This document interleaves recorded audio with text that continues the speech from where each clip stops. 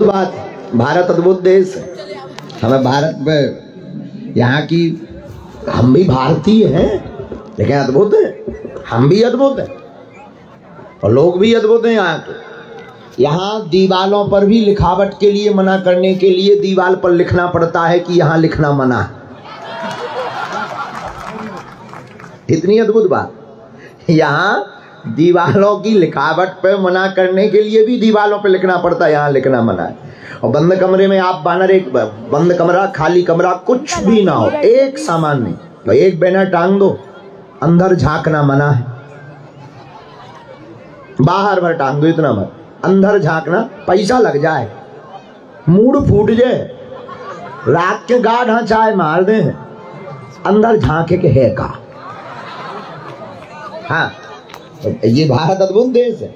यहाँ की दशा भी बड़ी अद्भुत।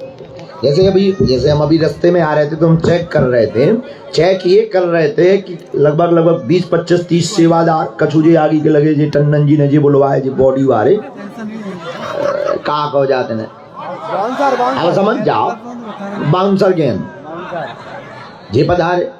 इतने लगने के बाद भी जा दुर्दशा थी कि हम प्राण बचा के आए। अच्छा, इसका कारण क्या है? कारण कुछ नहीं, हमने ये कह रखा कि स्पर्श करना मना है। आदमन लगने लगा है, यही में है जादू, चमत्कार यही में छुपो।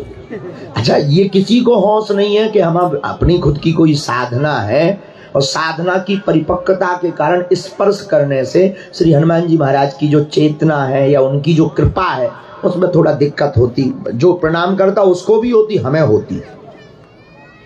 बोले कल्याण, हमने कही अबे तो हमारी नहीं हो दिखा रहा हुआ, अबे हमें खुद लग रहा हो कि हम गाड़ी लो वापस पहुंच पावी कि नहीं, छोड़ दो। वो बोलो नहीं, मूड पे धरो, हमें धरबे भी पड़ो।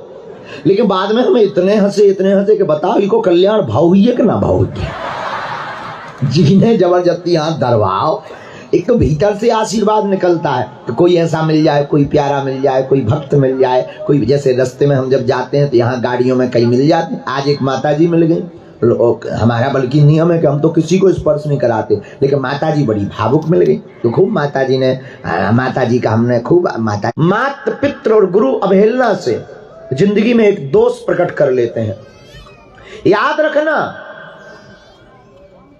माँ, पिता और गुरु इस धरती के भगवान है। क्षमा करना, हमारा सिद्धांत ठीक उल्टा लग सकता है तुम्हें। एक घड़ी तुम मंदिर जाना बंद कर देना, पर माता पिता और गुरु के वचनों से मुकरना बंद मत करना।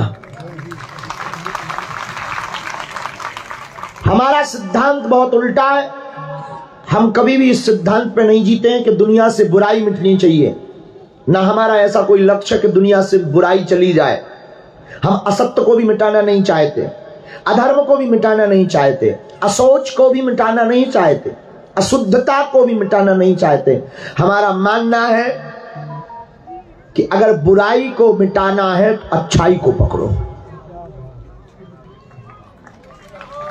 अधर्म को जीरो करना है तो धर्म को पकड़ो, असत्य का मुंह मोड़ना है तो सत्य को पकड़ो।